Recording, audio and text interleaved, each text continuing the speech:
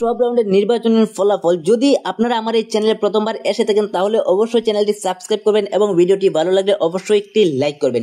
এই মুহূর্তে সবথেকে বিগ ব্রেকিং নিউজ, টিলাবাড়ি বান্দরকোনাজীবী আসনে কংগ্রেসের প্রার্থী আইনজীবী মমতাজ বেগম নির্দল প্রার্থী হাসিনা বেগম থেকে বিশাল ভোটে এগিয়ে রয়েছে।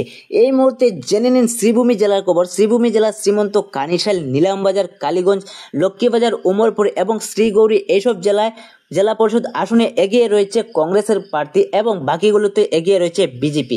আনিপুর জেলা পরিষদ আসনে মোট 60টি রাউন্ডে ভোট গণনা হবে বলে জানা গিয়েছে। এখন পর্যন্ত কংগ্রেস প্রার্থী জাসমিন সুলতানা প্রায় 3700 ভোটে এগিয়ে আছে বলে জানা গিয়েছে। এদিকে পুরো রাজ্যে পিছিয়ে পড়েছে কংগ্রেস, দ্রুত এগিয়ে চলেছে বিজেপি। 8টা থেকে বিভিন্ন স্থানে শুরু হয়েছে ভোট গণনা।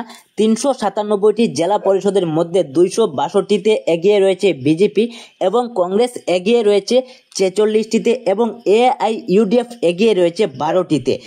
এই ধরনের আরও নিউ আপডেট পাওয়ার জন্য আমাদের চ্যানেলটি এখনই সাবস্ক্রাইব করুন এবং নতুন ভিডিও দেখার জন্য চ্যানেলটি সাবস্ক্রাইব করে বেল নোটিফিকেশনটি অল করে রাখবেন।